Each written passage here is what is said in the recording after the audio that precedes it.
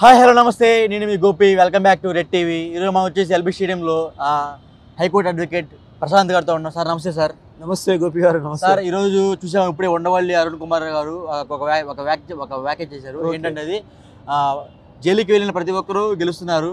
ఇప్పుడు చంద్రబాబు గారు కూడా జైలుకి వెళ్ళారు, ఈయన కూడా గెలిచే అవకాశాలు ఉన్నాయని ఆయన ఒక వ్యాఖ్య చేశారు. దాని మీద మీ అభిప్రాయం ఏంటి సార్? అంటే ఇప్పుడున్న ఈ ఫ్లోని చూస్తే ఎక్కడ చూసినా కూడా జైలుకి వెళ్ళిన వాళ్ళు తర్వాత అధికారం చేపట్టిన దాఖలే ఉన్నాయి. ఎట్లా అంటే మనకు తెలంగాణ ఇప్పుడు రేవంత్ రెడ్డి గారు కూడా జైల్లో ఉన్నారు. అధికార పక్షము వాళ్ళ దాడితోనే ఆయన జైలుకి వెళ్ళాడు. తర్వాత ఆయనకు సింపతి వచ్చింది, ఆయన ప్రతి పబ్లిక్ మీటింగ్లో చేసుకున్నాడు. ఇప్పుడు చంద్రబాబు నాయుడు గారు కూడా జైలుకి వెళ్ళి వచ్చారు. అది అయితే అలా జరుగుతుంది, అది ట్రెండ్ జరుగుతుంది. ఈవెన్ ఇక జగన్ గారి విషయానికి వస్తే కూడా అదే జరిగింది కదా. చాలా మంది ఏమంటారు, జగన్ చెంచల్ కూడా జైలుకి వెళ్ళి వస్తే అది ఒక మంచి సెంటిమెంట్ రా బాబు, ఒక ఏడుకొండల వెంకటేశ్వర స్వామి దర్శించుకున్నట్టే జైలుకి వెళ్ళి బయటకు వస్తే ఆ రాజకీయ అనుగ్రహం జరుగుతుంది, చెంచల్ కూడా జైలు వాస్తు అదే అంటారు. చాలా మంది అంటారు అక్కడ ఆ గేటు బయటకు రాగానే తప్పకుండా అన్ని జరిగిపోతాయి, ఆ జైలుకి వెళ్ళి వస్తారంటారు. మరి ఇక్కడ చంద్రబాబు నాయుడు గారు వెళ్ళిన జైలు వేరు, సెంట్రల్ జైలు అది. ఈయన రాజమండ్రి సెంట్రల్ జైలు, ఈయన వెళ్ళింది చెంచల్ కూడా జైలు. తర్వాత చాలా మంది అట్లా ఎప్పుడో మన గతంలో కూడా మన స్వాతంత్ర టైంలో కూడా చాలా మంది కొన్ని జైల్లో అనుభవించారు. ఏది అక్కడ అండమాన్ నికోబార్ జైలుకి వెళ్ళారు కానీ వాళ్ళు ప్రాణాలే కోల్పోయారు. అంటే ఇక్కడున్న మన ఇప్పుడు విత్ ఇన్ మన స్వాతంత్రం వచ్చిన తర్వాత ఉన్న జైలుకి వెళ్ళిన మాత్రం అదైతే ట్రెండ్ ఉంది, చెప్పలేం మరి అదైతే జరుగుతుంది. కానీ ఇప్పుడు దానికి తోడు ఇప్పుడు చంద్రబాబు నాయుడు గారికి సానుభూతి అయితే అవకాశం ఉంది. ఎందుకంటే చంద్రబాబు నాయుడు గారి అవకాశము, దాని ఆయన అనుభవము, ఇప్పుడు ఆయన కూడా ఒకసారి ఆయన ఆత్మపరిశీలన చేసుకుంటారు. ఎందుకంటే నేను తెలంగాణలో ముఖ్యమంత్రి ఉన్నా, ఇప్పుడు సమైక్యాంధ్రకు వచ్చాను, మరి ఇప్పుడు నాకు ఇట్లా వ్యతిరేకత ఏర్పడ్డది, నేను ఎలాంటి పథకాలు చెప్పడం అనే గొప్ప స్ట్రాటజీని, ఆయన ఒక వ్యూహాన్ని ఏర్పరచుకొని ఒక ప్రణాళికతో చేసే అవకాశం ఉంది. ఎందుకంటే ఆయనకు రాజకీయ అనుభవం ఉంది. జన్మభూమి లాంటి కార్యక్రమాలు తెలంగాణ చెప్పి చాలా ప్రజలు ఆకర్షించాడు చంద్రబాబు నాయుడు గారు. జన్మభూమి అనే కార్యక్రమంతో చాలా ట్రెండింగ్ అయిపోయింది. తర్వాత రాజశేఖర రెడ్డి గారు ఎట్లా 108 ఎట్లయితే ఇంట్రొడ్యూస్ చేశారు, అట్లా ప్రజలను ఆకర్షించే పథకాలు ఆయన దగ్గర ఉన్నాయి చంద్రబాబు నాయుడు గారి దగ్గర. కాబట్టి ఆయన ఇప్పుడు ఆ సానుభూతి, ఆ జైలుకి వెళ్ళి వచ్చాడు కాబట్టి, అంటే దాని ఉద్దేశం ఏంటంటే జైలుకి వెళ్ళి వచ్చాడు, కొంతమంది చాలా బాధపడ్డారు, అంటే కొంతమంది బాధపడి ఉంటారు. తర్వాత కొంతమంది చంద్రబాబు నాయుడుకి ఏమి అవసరం ఉంది అంత 3 కోట్ల విషయాల 30 కోట్ల విషయాల దాంట్లో వెళ్ళడం, ఆయన చాలా డబ్బు ఉంది కదా అట్లా ఎందుకు చేశాడని కొంతమంది మాట్లాడారు. తర్వాత ఏంటిది, ఇప్పుడు ఆయనకి ఏం జరిగింది ఏంటో కానీ జైలుకి వెళ్ళాడు, జైల్లో శిక్ష అనుభవించాడు. ఒక పెద్ద రాజకీయ నాయకుడు, ఒక రాష్ట్రానికి ముఖ్యమంత్రి అయి ఉండి, మాజీ ముఖ్యమంత్రి అయి ఉండి, తర్వాత ఏది కేంద్రంలో కూడా ఒక చక్రం తిప్పాడు యునైటెడ్ ఫ్రంట్లో, చాలా గవర్నమెంట్లో. అలాంటి వ్యక్తి జైలుకి వెళ్ళి వచ్చి రావడం ఏంది అనేది కొంచెం సింపతి కూడా అక్కడ ఆయనకు ఒక సానుభూతి ఏర్పడ్డది. అయితే అది ఆ పాయింట్ ఆఫ్ వ్యూలోనే ఉండవాలి అరుణ్ కుమార్ గారు. సారీ ఆ మాట మాట్లాడుంటారు, అర్థమైందా సార్?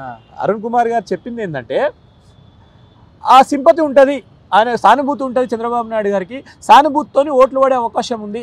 జగన్ గారికి ప్రజా వ్యతిరేకత వస్తుంది, ఎందుకంటే బోరు కొట్టింది ప్రజలకు, ఆయన ఏం చేస్తాడు ఏంటంటే కొంచెం ఉంటుంది.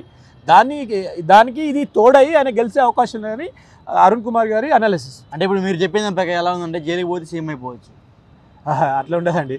జైలుకి ఇప్పుడు చూడండి, మనం ఏదైనా అఫెన్సెస్లో మనము ఇప్పుడు సీరియస్ అఫెన్సెస్లో వెళ్ళొచ్చు. ఈయన వెళ్ళింది ఏంటి, ఒక అలిగేషన్, ఒక పబ్లిక్, ఒక ప్రజలకు ఒక పథకాన్ని చేపట్టే విషయంలో అవినీతికి పాల్పడ్డారనే విషయం ఉంది అక్కడ.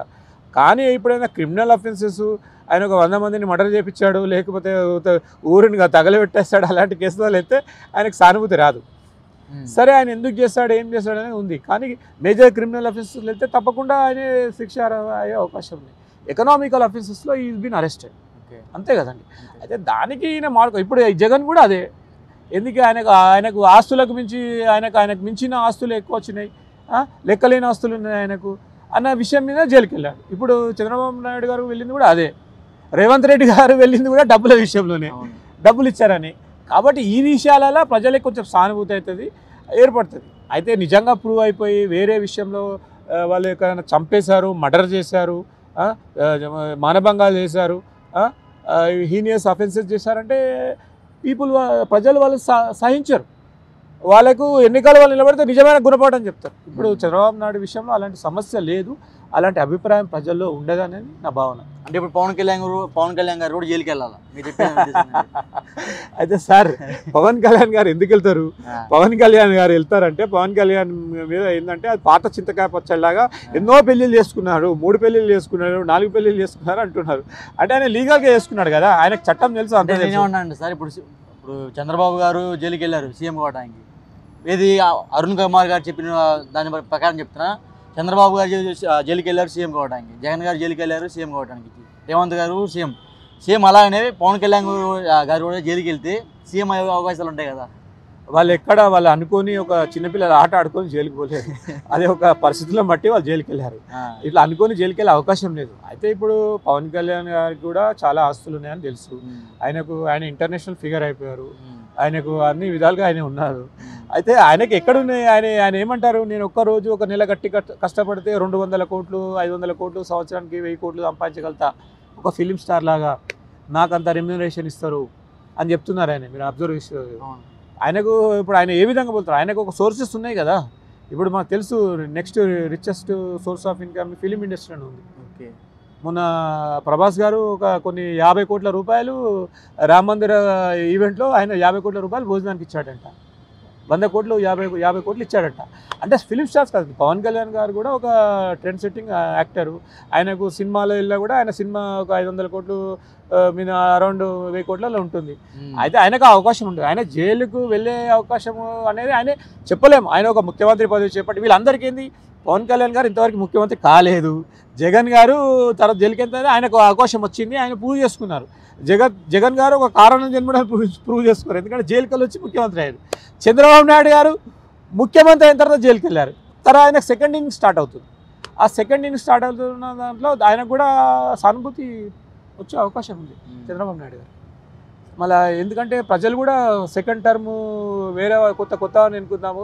మళ్ళీ ఇంకోటి ఏమంటారంటే చంద్రబాబు నాయుడు గారు కొంచెం experienced person. Telangana separate Telangana అయిన తర్వాత ఈయన వచ్చారు. ఇప్పుడు ప్రజలకు మెయిన్ ఏంది, అమరావతి క్యాపిటల్ సిటీ అనేది ఇంకా సమస్యనే ఉండిపోయింది. ఇంకా సమస్యనే ఉండిపోయింది అక్కడ. మరి ఆ సమస్యను అన్నింటినీ పరిష్కరించే ఒకటి అనుభవం కావాలి, ఒక రాజకీయ అనుభవం కావాలి, ఒక స్ట్రాటజీ కావాలి. కేంద్ర ప్రభుత్వంతో ఒప్పించి పథకాలు మనకి కావాల్సిన ఫండ్స్ తీసుకొచ్చే ఏర్పాటు చేయాలి అనేది దీంట్లో సక్సెస్ఫుల్ అవుతాడు చంద్రబాబు నాయుడు గారు. ఆ అనుభవం ఉందనేది ప్రజల్లో కూడా ఉంటుంది, చెప్పలేము. అందుకే ఇప్పుడు ఈ రాజకీయాలు అనేవి, ఆంధ్రప్రదేశ్ రాజకీయాలు అనేవి చాలా క్రూషియల్ రాజకీయాలు. ఇప్పుడు ఈ ఎన్నికలు అనేవి చాలా క్రూషియల్గా ఉండబోతున్నాయి. అది